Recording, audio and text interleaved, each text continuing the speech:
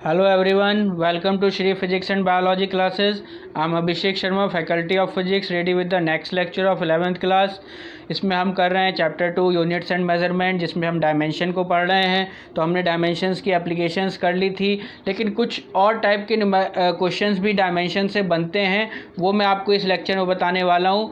बहुत आसान क्वेश्चन होते हैं, बेसिकली प्रिंसिपल ऑफ होमोजेनिटी पर ही ये बेस्ड हैं. तो आइए देखते हैं कुछ इस तरह के क्वेश्चंस. सबसे पहले यहाँ पर एक क्वेश्चन लिखा है, in van der Waals equation p plus a upon V square V minus B is equal to R T. What are the dimensions of A and b. देखिए a और b यहाँ पर कांस्टेंट होते हैं, बाकी p प्रेशर है, v वॉल्यूम है और t टेम्परेचर है और r गैस कांस्टेंट है. आपको बताना है कि a और b के डायमेंशंस क्या हैं. तो जैसे कि आपको पता है कि सेम डायमेंशंस ऐड हो सकती हैं, सेम डायमेंशन सब्ट्रैक्ट हो सकती हैं. तो यहाँ आप क्लियरली देख रहे हैं कि p की डायमेंशन और a प्लस वी स्क्वायर की डायमेंशन बराबर होगी. Dimension of p is equal to dimension of a upon V square. तो p क्या है? प्रेशर. प्रेशर की डायमेंशन आपको पता है ml-1 t -2 नहीं पता है, तो प्रेशर की डायमेंशन आप फोर्स अपॉन एरिया से फाइंड कर सकते हैं. फोर्स की डायमेंशन होती है ml t-2 divide by L square करेंगे तो एल इन्वर्स आ जाएगा. डायमेंशन ऑफ ए, अब ये डिवाइड में है तो डायमेंशन ऑफ ए आएगा, डायमेंशन ऑफ वी स्क्वायर आएगा. तो वी है वॉल्यूम, तो वॉल्यूम की डायमेंशन होती है एल क्यूब और उसका स्क्वायर. तो डायमेंशन ऑफ ए यहाँ से फाइंड हो जाएगा, इसे आप इस साइड लेकर मल्टीप्लाई कर देंगे तो ये हो जाएगा M L inverse T power -2 into L power 6. तो ये आ जाएगा हमारे पास m L पावर 5 और T पावर -2. तो ये डायमेंशन हो जाती है A की. अब बात करते हैं डायमेंशन ऑफ B के लिए. तो नाउ डायमेंशन, अब यहाँ पर आप देखिए इक्वेशन में ही आया है v माइनस बी, यानी v में से b को माइनस कर रहे हैं. तो ये तो और सिंपल हो गया कि dimension of b will be equal to dimension of v. और v की डायमेंशन क्या है? तो b की डायमेंशन होगी वॉल्यूम की डायमेंशन, यानी कि एल क्यूब की डायमेंशन. तो हमने b की डायमेंशन फाइंड कर ली, a की डायमेंशन भी फाइंड कर ली, यही हमें फाइंड करना था. तो ये इस तरह के बहुत ईजी न्यूमेरिकल्स इस तरह के बनते हैं. एक दो क्वेश्चन और देखते हैं. तो एक क्वेश्चन है, find the dimension of A and B in the relation p is equal to B minus X square divide by A T, where p is power, x is distance and t is time. तो हमें a और b की dimension find करनी है. पहले देखिए b में से एक्स स्क्वायर को माइनस हो रहा है, तो सबसे पहले ये b की ही डायमेंशन फाइंड कर लेते हैं. तो डायमेंशन ऑफ b क्या होगा? क्योंकि सेम क्वांटिटीज़, सेम डायमेंशन की क्वांटिटीज़ ऐड होती हैं, सब्ट्रैक्ट होती हैं, तो dimension of b will be equal to dimension of X square. x है डिस्टेंस, तो एक्स स्क्वायर की डायमेंशन होगी एल स्क्वायर. तो एक तो आंसर हमें यहाँ पर मिल गया.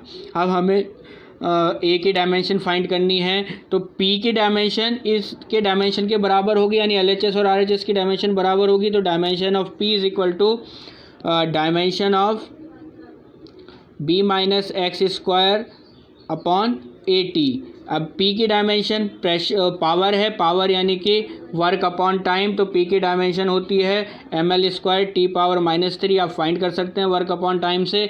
b माइनस एक्स स्क्वायर की डायमेंशन लेंथ की स्क्वायर है और a की डायमेंशन हमें फाइंड करनी है. इन दोनों के लिए आप एक ही यूज़ करेंगे, माइनस करने की कोई ज़रूरत नहीं है.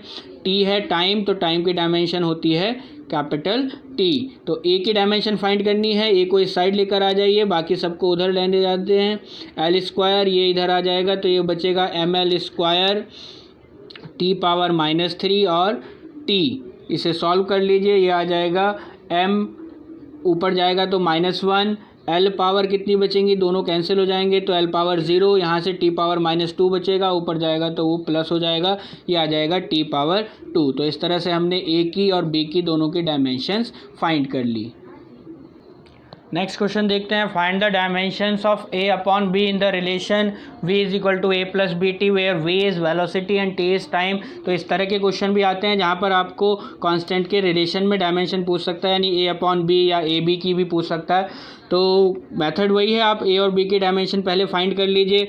तो यहाँ पर dimension of v will be equal to dimension of a, क्योंकि ये दोनों आपस में इक्वल रखे हैं, तो इन तीनों टर्म्स की डायमेंशन सेम होगी तो dimension of v is equal to dimension of a। तो v क्या है, वेलोसिटी, और वेलोसिटी की डायमेंशन होती है lt पावर -1। तो a की डायमेंशन हमें यहाँ से मिल गई है कि a की डायमेंशन क्या हो गई, lt पावर -1।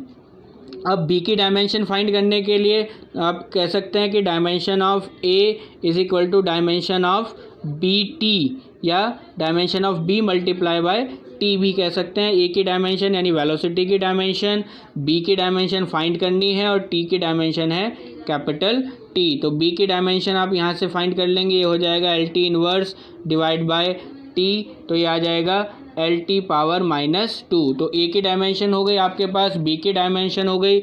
आपसे जो पूछा गया था that was dimension of a upon b, तो इसे आप लिख सकते हैं dimension of a divide by dimension of b।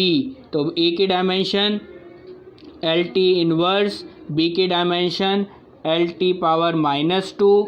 तो ये डायमेंशन आपकी l से l कैंसिल हो जाएगा, t पावर -2 जब ऊपर जाएगा तो वो +2 बनाएगा, तो ये बचेगा t पावर 1 यानी कि t। तो इस तरह के क्वेश्चंस भी आपसे पूछे जा सकते हैं।